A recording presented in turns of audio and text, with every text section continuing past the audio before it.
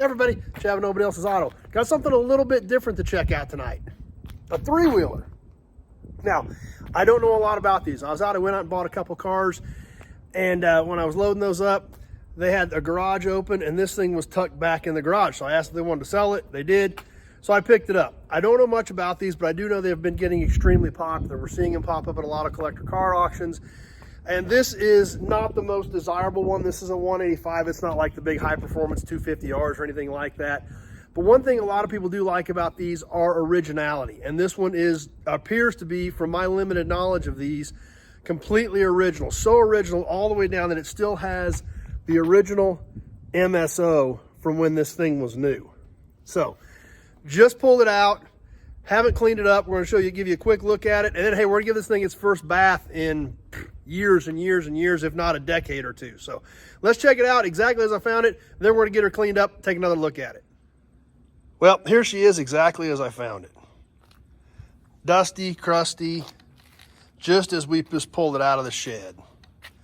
Except the seat. The shop cats kind of made themselves comfortable on the seat last night, it looks like. But we just see the layers of dust on this thing. It has not run in a long time. It is free. It does turn over, but have not even made any attempt to get it running. And at this point, I think what I'm going to do with this is probably just send it to the F&E Collector Auto Auction coming up here in a couple of weeks. So we're going to get it cleaned up, take a little bit better look at it, and see what's all here. But it does look like it is extremely original. Original stickers. This thing was in Utah originally, 1982 Utah OHV, whatever that means. And the MSO says Utah on it as well.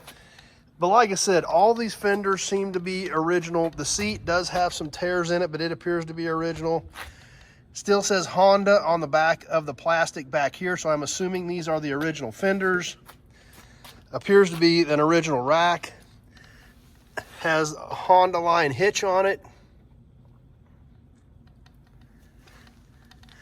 And like I said, the original certificate of origin for this 1982 Honda. So we're gonna go ahead and rinse her off, see what it looks like. But you know, the fenders look pretty good. They're not all busted up, which is obviously a huge deal on these three-wheelers. Still has the mud flap on the back of the front fender. You still even read the Honda on the side of the case. So, like I said, we're gonna give this thing a quick bath and take another look at it, and then see how she looks like after the first time. Like I said, we'll get some of this dust and crust cleaned off of it from years of storage. See how she looks.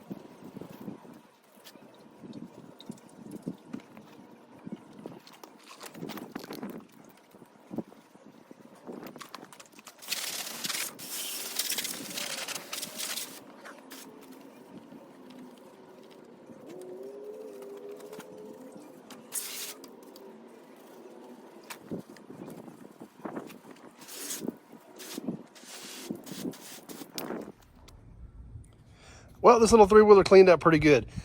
Like I said, from what I can see, this thing is pretty much all original. Like I said, it's not running, and at this point, I don't even have time to mess with trying to get it running. I don't know much about these, so I'm going to go ahead and send it to my collector auto auction, the F&E Collector Auto Auction, coming up here in just a few short weeks. So, like I said, I don't know much about them, so we're going to go ahead send her to the auction and see what happens. I am going to run it no reserve.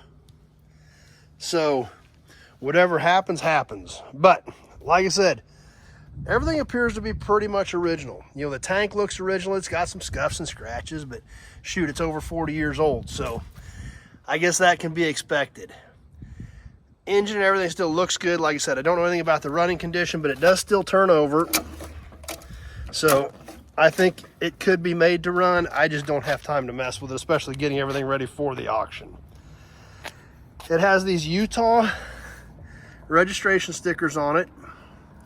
This one's 1983. It has a 1982 on the other side, because that's where this was apparently sold new.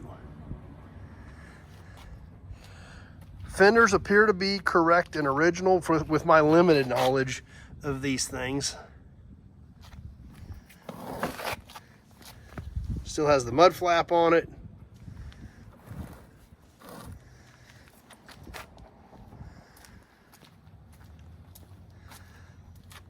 I believe all the stickers are original on the tank.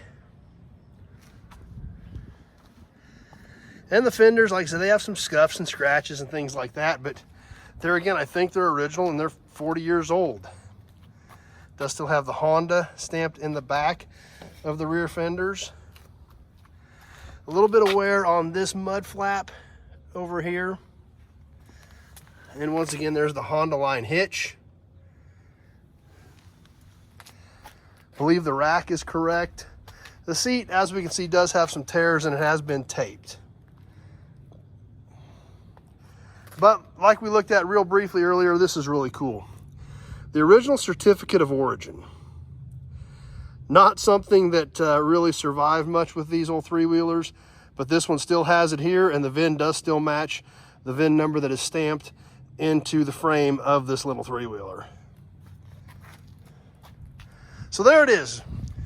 Kind of a neat little buggy. Like I said, I don't know a heck of a lot about them, but we're going to find out on Saturday, October 7th, when this thing rolls across the block at no reserve at the F&E Collector Auto Auction. So, got any questions about this or any of the other videos on here, just give me a shout, 620-786-4428.